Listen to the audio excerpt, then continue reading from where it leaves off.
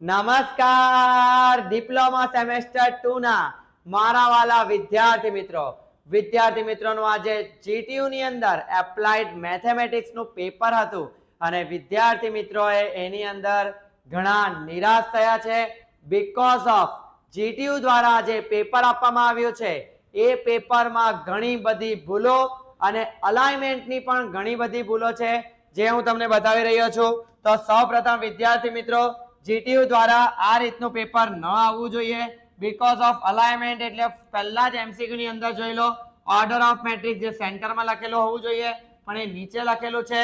દરેક જગ્યાએ અલાઇનમેન્ટ ની અંદર નાનકડી ભૂલ છે વિદ્યાર્થી મિત્રો.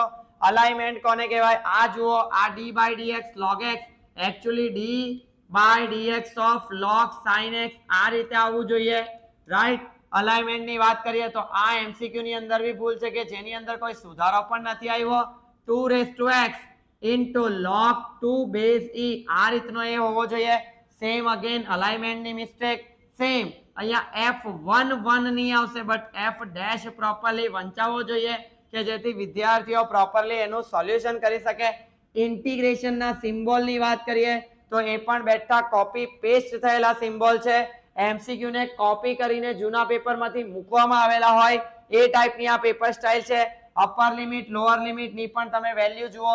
એકચ્યુઅલી ઇન્ટિગ્રેશનમાં લોઅર લિમિટ અહીંયા આવે, અપર લિમિટ એની ઉપરની સાઈડ હોય બટ અલાઇનમેન્ટના એમસીક્યુમાં ઘણી બધી મિસ્ટેક્સ છે. ચાલો અલાઇનમેન્ટની મિસ્ટેક પેપર ઘણું ઝાખું પણ આવેલું હતું તો વિદ્યાર્થી મિત્રોને એક્સ અને માઇનસ જોવામાં પણ ઘણી તકલીફ આજના વિદ્યાર્થીઓને પડી છે. અલાઇનમેન્ટ્સમાં જોઈ લો 12 નંબર અહીંયા છે બટ એ લાઈન ખાલી છે. અલાઇનમેન્ટ આ છે, સેમ નીચે પણ ક્વેશ્ચન ની અંદર છે. તો આ બધા એમસીક્યુ ની અંદર અલાઇનમેન્ટ્સમાં પણ ઘણી બધી ભૂલો છે. આની અંદર પણ જે ઓર્ડર ઓફ મેટ્રિક્સ 11 નંબર અહીંયા છે બટ એનો એમસીક્યુ નીચેથી ચાલુ થાય છે.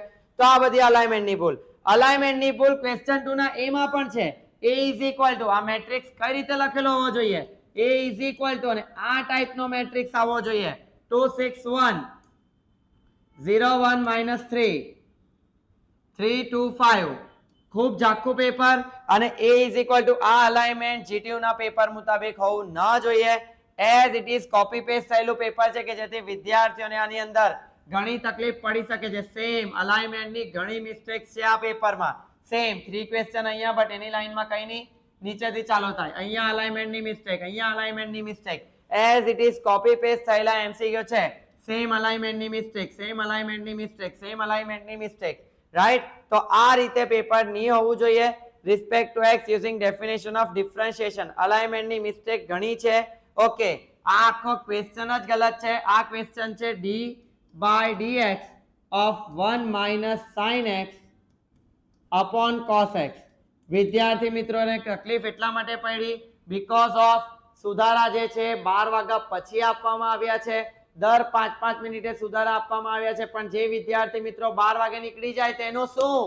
તો વિદ્યાર્થી મિત્રો જીટીયુ દ્વારા બીજી વાર આવા કોઈ પેપરમાં આપણી સાથે ભૂલ ન થાય.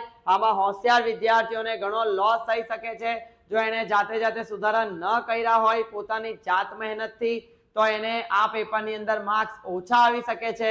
જે વિદ્યાર્થી મિત્રો પ્રોપરલી કોન્સન્ટ્રેટ કરીને લખતા હોય પણ થોડા સમયે જો એમને સુધારા આવ્યા કરતા હોય તો એ વિદ્યાર્થીઓનું માઇન્ડ પણ ડિસ્ટ્રેક્ટ થઈ શકે છે અને એના માર્ક્સમાં 2-3 માર્કનો ફરક પડી શકે છે કે જેથી ભવિષ્યમાં એને એના એસપીઆઈ માં ઘણો મોટો ફરક પડી શકે છે. તો નેક્સ્ટ ટાઈમ જીટીયુ દ્વારા આવું ન થાય એની માટે વિદ્યાર્થી મિત્રો તમારે પહેલ કરવાની છે. આની અંદર પણ અલાઇનમેન્ટના તો આખા પેપરમાં જ મિસ્ટેક છે. આની અંદર આખો ક્વેશ્ચન ગલત છે.